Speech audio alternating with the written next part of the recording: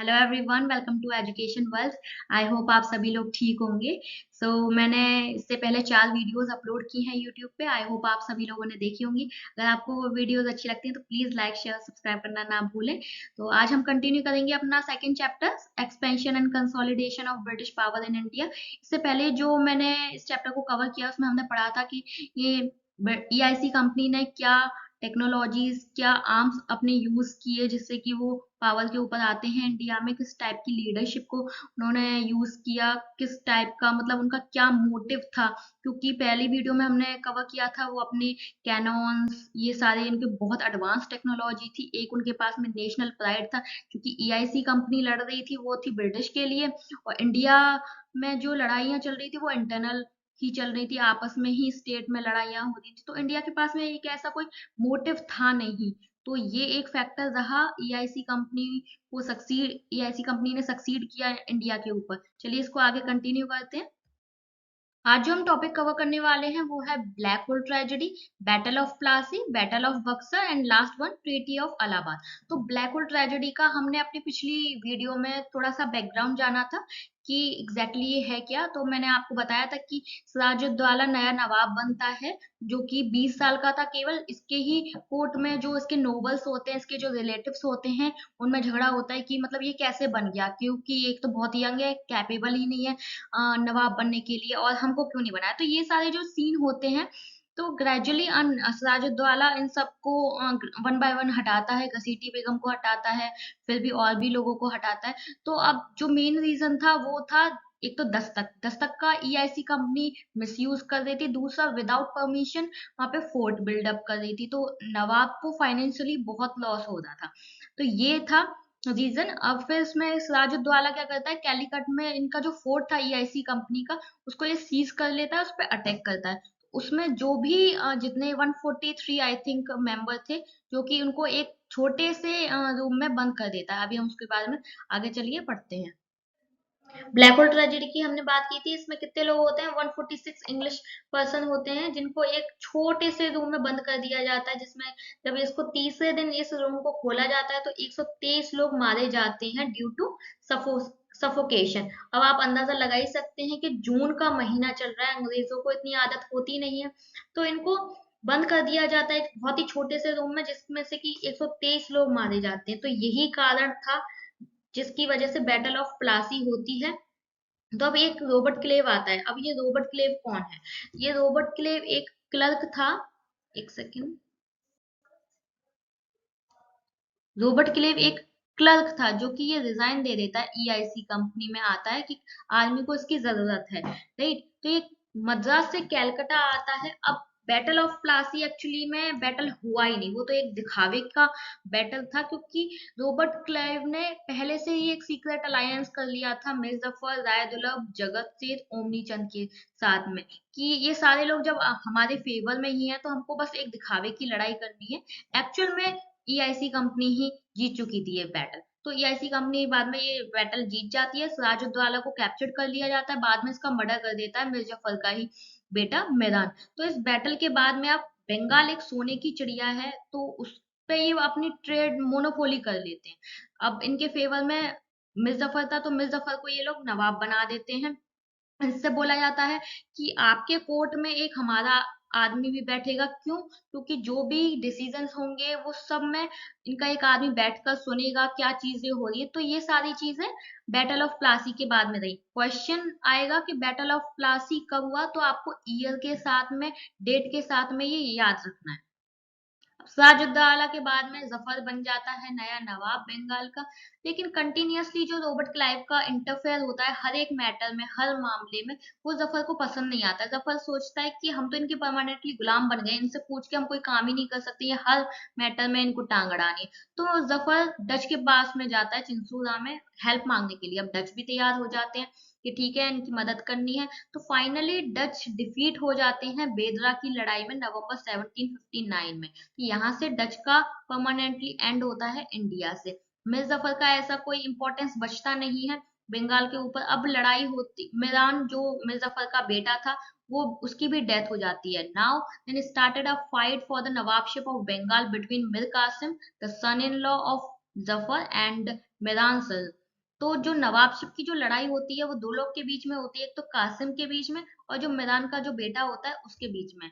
तो अब इंग्लिश ये सोचते हैं कि इंग्लिश मतलब कासिम के फेवर में होते हैं, बोलते हैं कि चलो ठीक है हम कासिम को नवाब बना देते हैं। वहां उस टाइम पे जो कैलकटा का फोर्ट विलियम का जो गवर्नर था वो था वंशी टाट। तो ये मीर कासिम को फेवर करता है और एक ट्रीटी करते हैं। तो ट्रीटी में इनको ये 3 डिस्ट्रिक्ट दे दिए जाते हैं, बुर्दवान, मैदानपुर। ये 3 डिस्ट्रिक्ट ईआईसी कंपनी को देते हैं और जो भी वॉर में, लड़ाइयों में जितना भी खर्चा हुआ है वो सारी भरपाई भी कर दी जाती है। तो मीर कासिम का जो भी दुश्मन रहेगा वो कंपनी का दुश्मन, मीर कासिम का जो भी दोस्त होगा वो कंपनी का दोस्त। तो ये था इस ट्रीटी में, मतलब ये वादे किए गए थे मीर कासिम और ईआईसी कंपनी के बीच में। मीर कासिम तो बोलता है कि आपको जो चाहिए आप ले लो, बस मुझे नवाब बना दो। तो यहाँ पे मिर्जा जफर से बोल दिया जाता है कि आप रिजाइन कर दो इस पोस्ट से, 1500 आपकी एक पेंशन बन जाएगी, और नया नवाब बन जाता है यहाँ का मीर कासिम। अब बंगाल का नया नवाब बनता है कासिम। तो कासिम वॉज द एबलेस्ट नवाब। ये बहुत ही समझदार इंसान होता है, इसके माइंड में कहीं ना कहीं पहले से ये थॉट था कि पहले मुझे नवाब बनना है, फिर मैं धीरे धीरे ईआईसी कंपनी को रास्ते से हटा दूंगा।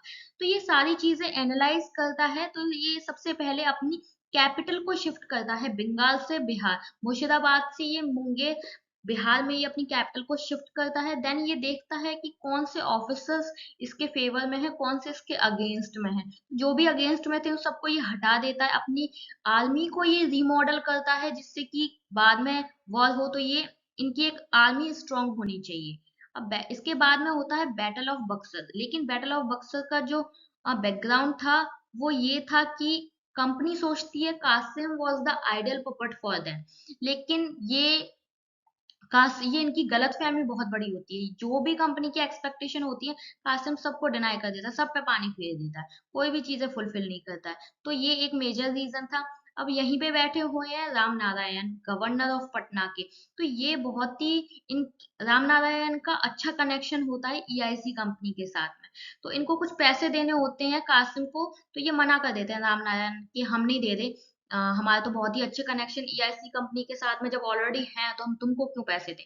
तो कासिम इनके पास में पहुंच जाता है कि आप पैसे ऐसे कैसे आप अथॉरिटी का गलत फायदा उठा रहे हो। तो ये चीज पसंद नहीं आती है ईआईसी कंपनी को कि आप हमारे लोगों के साथ में जिनका अच्छा कनेक्शन हमसे है उनके साथ में ऐसी बदतमीजी क्यों कर रहे हो। तो ये पहला एक रीजन हुआ। दूसरा रीजन होता है मिसयूज ऑफ दस्तक। अब दस्तक का मिसयूज जब से इनको मिला है तभी से ये करते जा रहे हैं। एक अनइक्वल कंपटीशन होता है।